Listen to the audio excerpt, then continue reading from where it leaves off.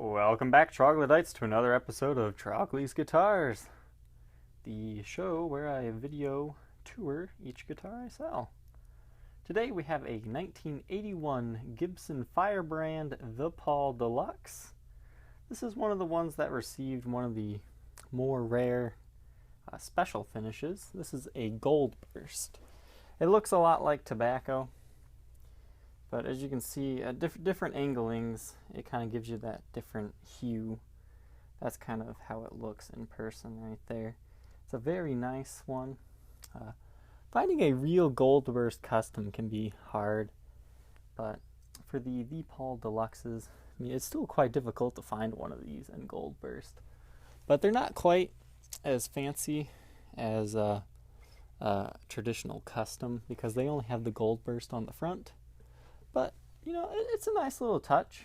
I mean, you have this sleek looking burst as compared to that, kind of a natural color.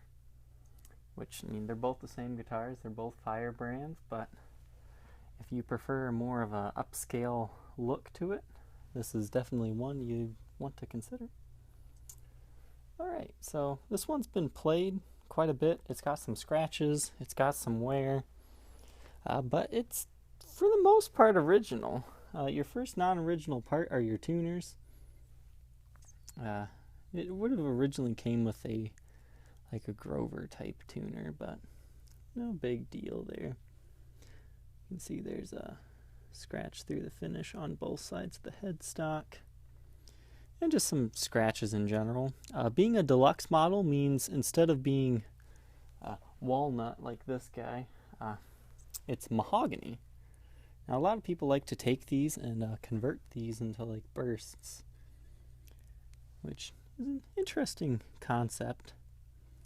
The frets, they do show some wear, as you can see. Some decent divoting, but nothing that really affects playability in my opinion. I was playing this one, the clean tones out of this speak to me the most. Like, it sounds good with dirty as well, but it has something special with clean. It's got original T-top pickups in it. They are Tim Shaw eras, so they have the bottom parts of T-tops, but without the T's. So they are transitional Shaws slash T-tops. Gorgeous ebony fretboard. As you can see, there's lots of scratches and dings in this guitar. Definitely not in collector's condition, but it is a very solid player's grade condition guitar. Got your original yellowed knobs. You can see where they put the two pieces of binding the body together on both sides. Very common for a finished guitar for you to see that. It's not a crack, split, or anything like that. It's just the seam.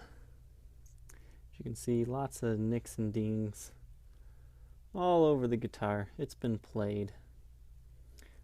Perhaps the worst of the condition. Got some dings here and a bunch of scratches. Now under blacklight, it's kind of interesting. You can see for a long period of time there was a sticker over here.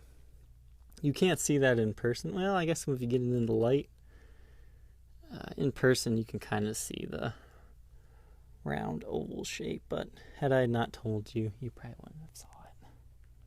So once again, everything's stock except for tuners. You have a nice, it's not quite true 60s, but it's very, very 60s-like in feel. There's that paint missing again, showing the mahogany underneath. Replace tuners as you see.